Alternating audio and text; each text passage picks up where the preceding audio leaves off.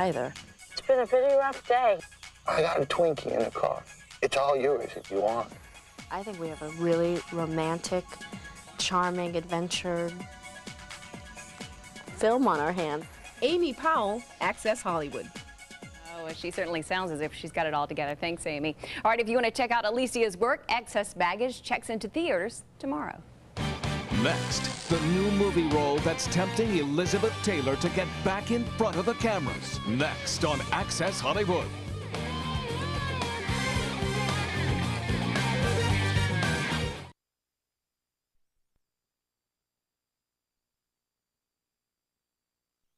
Tonight, it's on HBO. At 8, better to pay for the premium channels. Jim Carrey, the cable guy. At 10, She Said He Was a Slice of Heaven. Alyssa Milano, Ice-T, the HBO world premiere movie Below Utopia. And at 11:30, get a piece of The Rock, a new season of The Chris Rock Show. The cable guy, Below Utopia, and The Chris Rock Show. HBO is on tonight.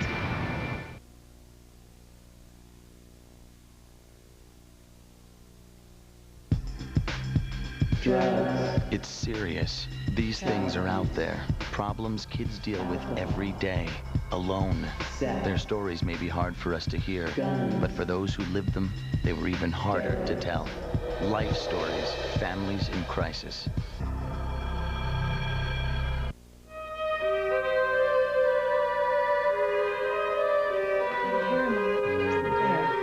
Right here? That's right at that time. It's lovely. Just keep your posture. Go ahead. Appearances were all important to my family. My family never talked much about feelings. We were raised not to show them. It's okay. It's okay. All right. There we go. All right. Okay. Here we go. My name is Mary Margaret Carter, and all I ever wanted to be was beautiful. My father always told me I was pretty, but no matter how many times he told me, I never believed him. I wanted to, but every time I looked in the mirror, I saw an ugly person and felt this emptiness inside that his words could never fill. Some of my earliest memories were of my mother spending hours in front of the mirror. She was never satisfied with what she saw. Honey, what am I going to do with this face? When I was your age, I had such perfect skin. Well, I guess after a certain point, it's all downhill.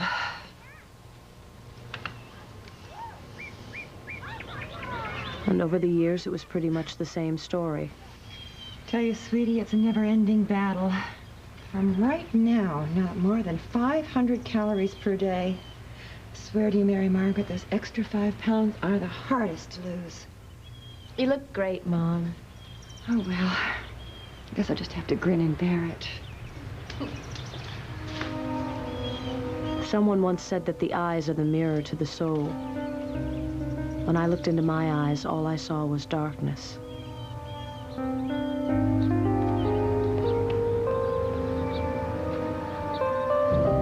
It took me 2 hours every morning to get to where I could face the world. But no matter what I did to change the way I looked on the outside, it never seemed to affect how I felt on the inside. I always felt scared and alone. Sure, I had friends, but I couldn't talk to them about my feelings any more than I could talk to my parents.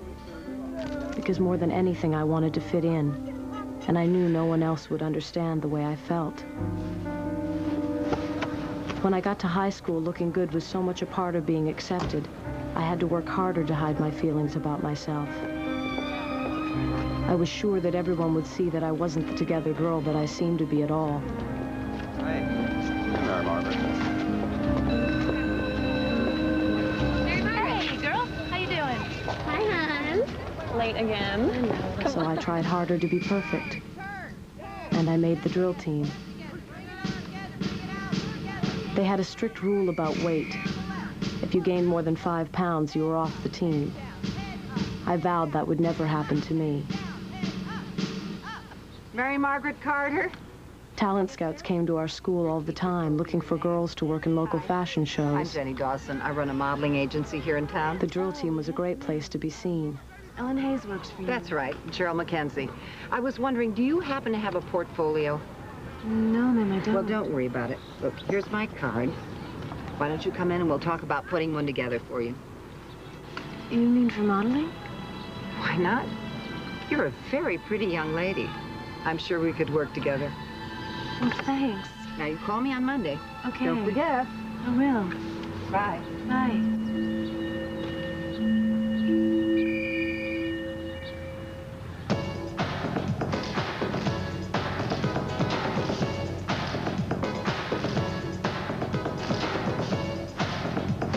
I started modeling for a local department store. Cut the music. The best thing about it wasn't the extra money or attention. It was learning I could control my weight. The other models gave me tips on how to do it. To drink water before every meal so your stomach would feel full, and to be the last to finish so no one else would know how much you didn't eat.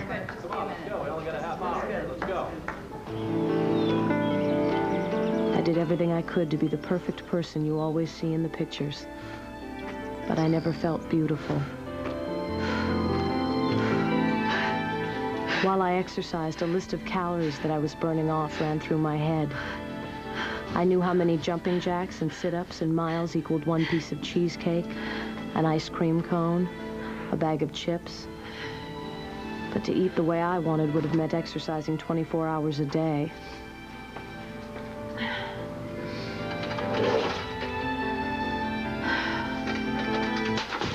The scale began to determine whether I was going to have a good day or a bad day.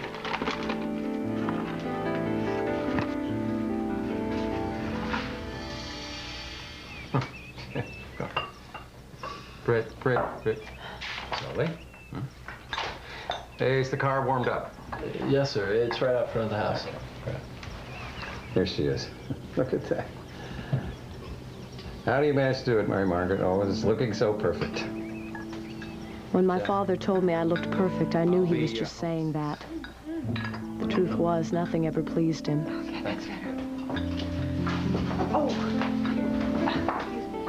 My mother never said anything. I could only think that her silence meant she disapproved of me, too.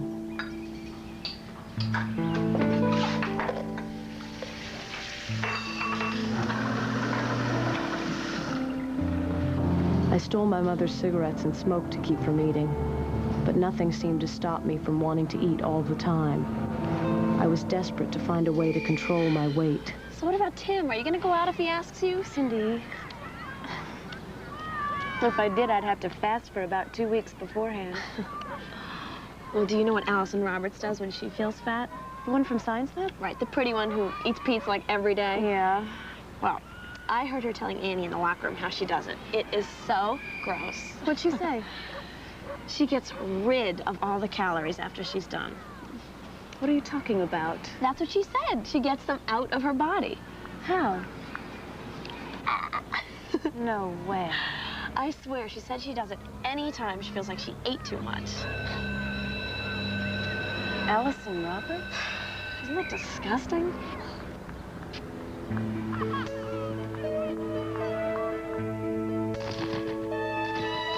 Appearances were more important now than ever.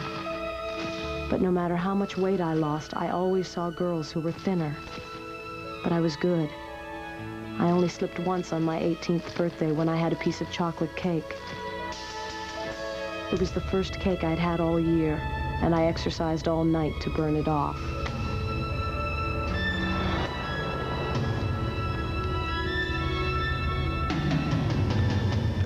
Hey, Mom. Hey, Dad. I saved your dinner. Oh, I'm sorry, Mom. I already ate. Thought you went straight to work from school. We ordered a pizza at the studio. Huh. Catch you later. I'm gonna go study. Good night, darling.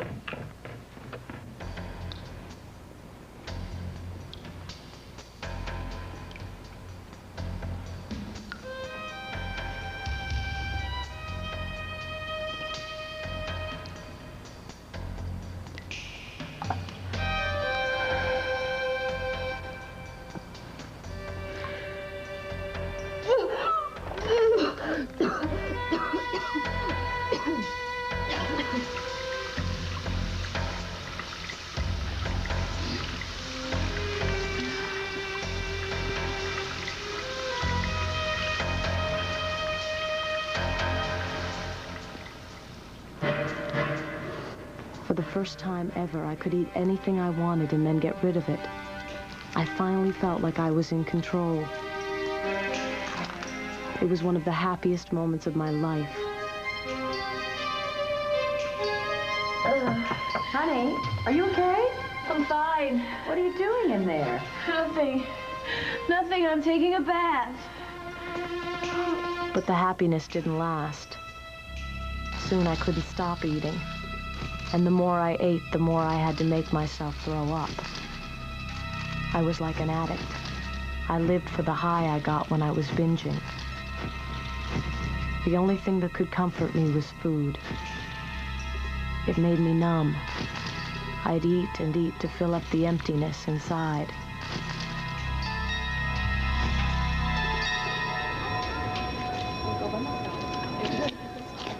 Wouldn't that be cool?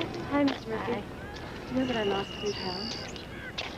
A few weeks more pounds got paid away, I swear to God. I think I would gain 30 in the last week. God.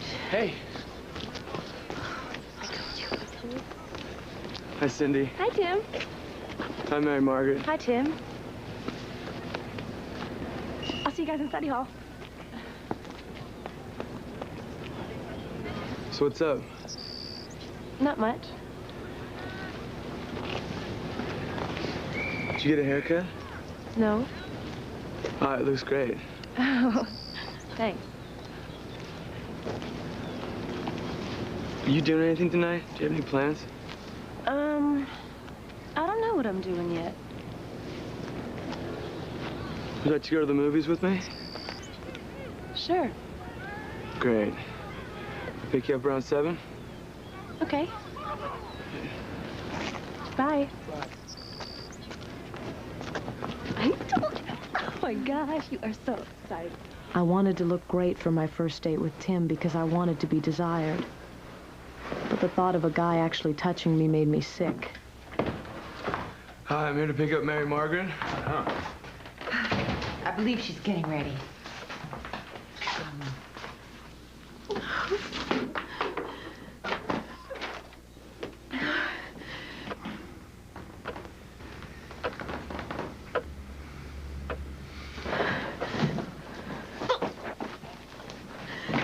Mary Margaret? I'm coming!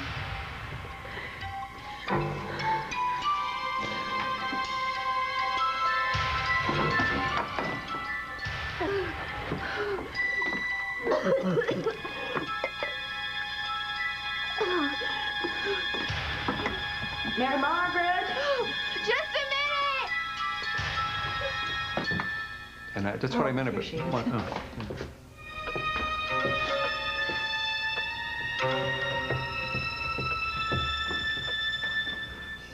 How could anyone want to touch my body when it was so ugly and disgusting? When Tim told me I looked great, I knew he'd bought my act like all the others. If he really knew what I was like, he'd be grossed out. So I dumped him before he could dump me. I felt like I was leading this weird double life. On the outside, I was everybody's beautiful girl. But on the inside, everything was dark and twisted and distorted. I felt like a freak.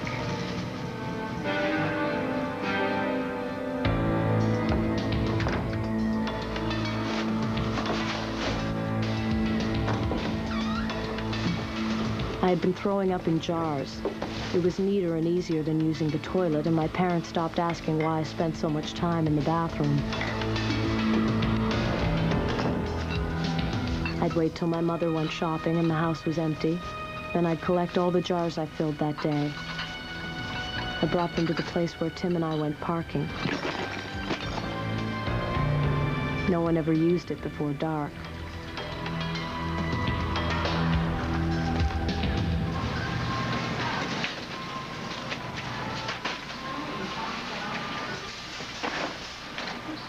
I'd do my binge shopping in a different town where no one would know me.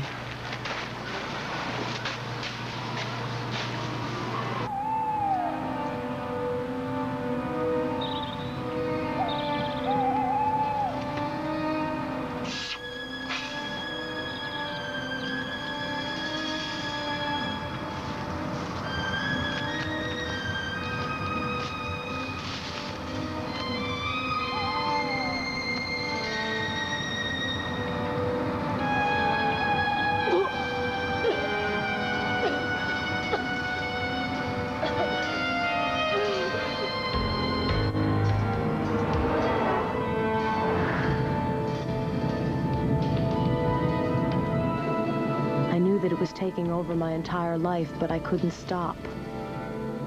Just the thought of stopping filled me with a terror I couldn't explain.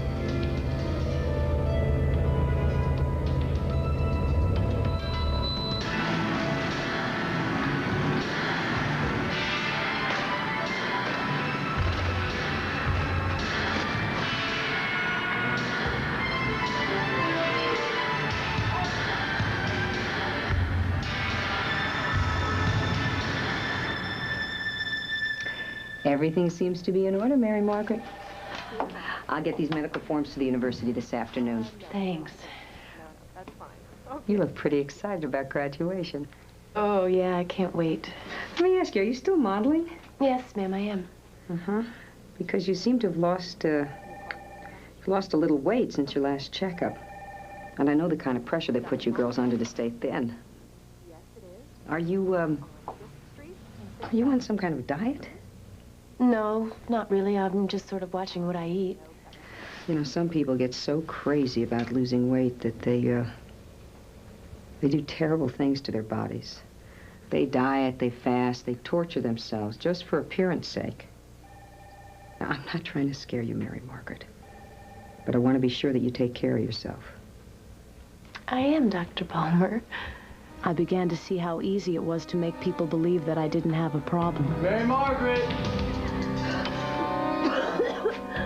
I reasoned that if the doctor didn't find anything wrong, all the throwing up was okay, because it didn't seem to be hurting me.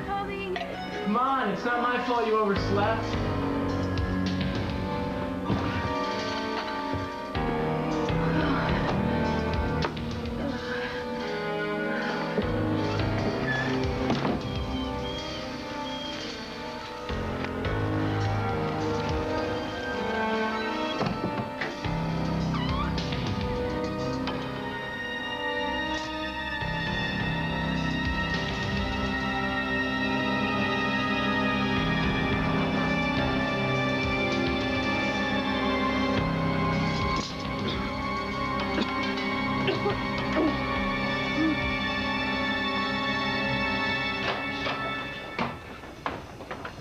Hi. Sit down, honey. What's up? Your mother asked you to sit down.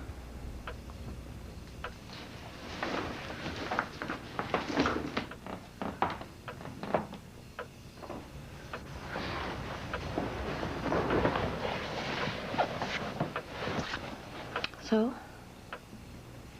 What is it? We want to talk to you, Mary Margaret. We're worried about you. We think that We just we wanna want ask- to know what's the matter with you. But Mary, I'm sorry. we want to talk to you about your problem, Mary Margaret. What problem? Your problem with food. What are you talking about? I went in your room this morning, Mary Margaret. I looked in your closet. You had no right to go into my closet. I was putting away your clothes. Look. I could not believe my eyes. Mary, I had to call your father home from the office just to tell me I wasn't losing my mind. You had no right. She has every right. I'm entitled to my privacy. That's not the point. We want you to talk to a doctor. There's nothing to talk to a doctor about. I'm not sick. This is serious, Mary Margaret. It isn't. We just want you to talk to the doctor.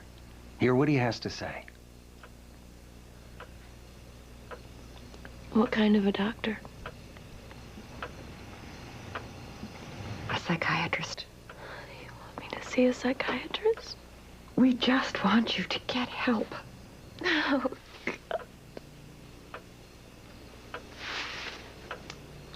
I'm scared.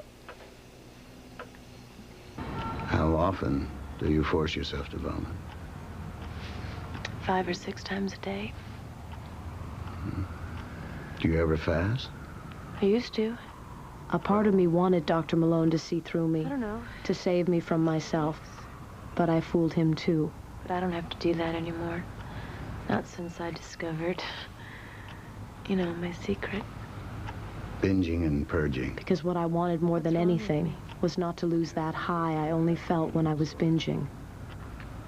I was afraid that without it, my life would go spinning wildly out of control. Anorexia, but predominantly, you're what's called bulimic. What's the difference? Well, anorexics essentially starve themselves. They refuse to maintain a normal body weight. They feel fat even if they're underweight.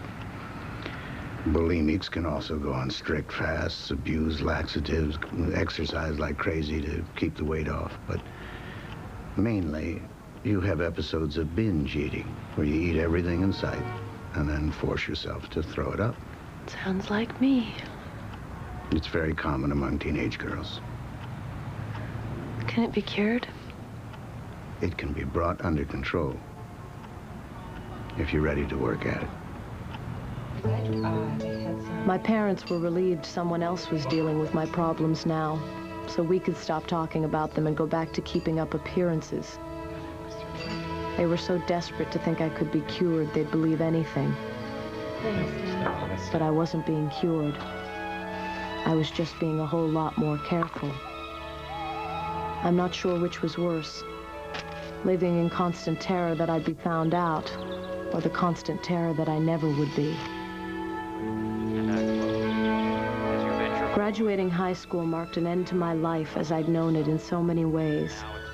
I resolved it would mean an end to my bulimia, too. Eastern Regional.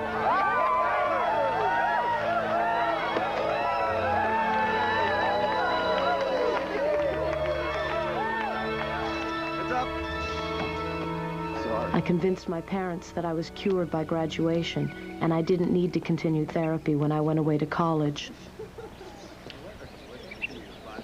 I met Kristen the first month I was in college. Well, out of all the thousands of girls there, we somehow found each other. A morsel of food you pass these lips.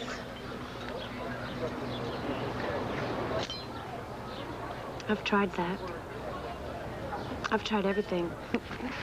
Pills, drugs, every crash diet ever invented. I call it scarf and barf. I call it episodes. Somebody's been to a shrink. Yeah. Have you? About 6 of them. And none of them helped you? Oh, they all did. Every one of them cured me.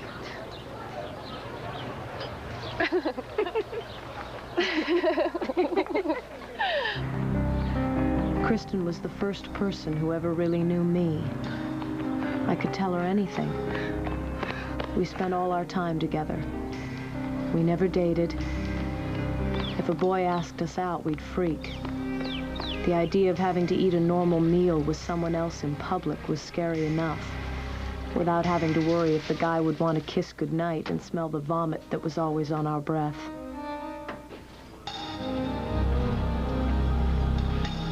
When I saw Kristen after intercession, I couldn't believe my eyes. Kristen? Hi. Hey, it's so good to see you. Oh, my God. She was emaciated. I was horrified. You are so thin. But a small part of me couldn't help feeling jealous. I didn't eat a thing all month except popcorn. Air popped. And then I got rid of it right away. So what are you down to? 86. It's the first time I've ever felt like I was really thin. Well, you are. And I'm not stopping. How much more do you want to lose? There's no such thing as thin enough, Mary Margaret.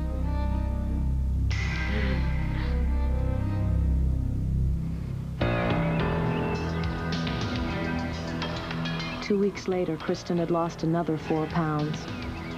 I had to work harder just to keep up with her.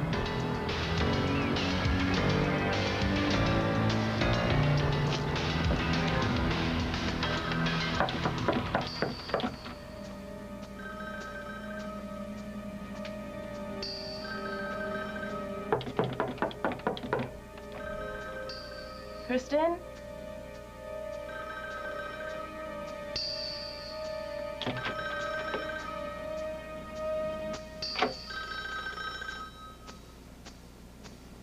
Kristen?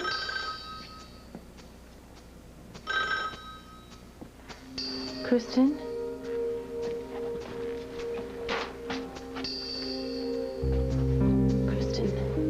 Kristen?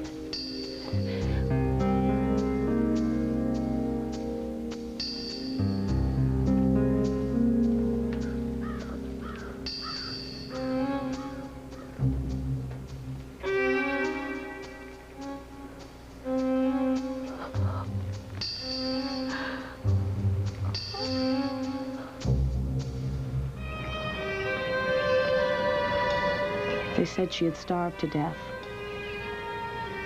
I didn't want to end up like my best friend. But I knew now I could never be thin enough to be happy and still be alive. After Kristen's death, I took my phone off the hook and locked myself in my room for a week. Someone called security. My family was notified. Mary Margaret! Okay, I've got the master key.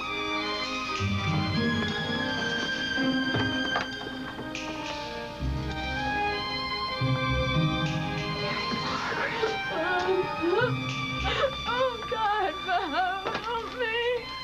Oh, God, help me. Oh, please don't hate me. Oh, God. Help me. I finally admitted I was seriously ill, and if I didn't get help, I would die. Dr. Malone made arrangements for me to check into a clinic for people with eating disorders. I no longer had to hide my terrible secret.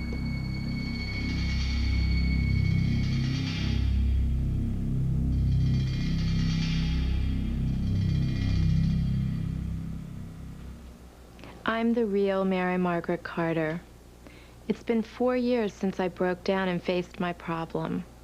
Since that time, I've worked very hard at getting my eating disorder under control.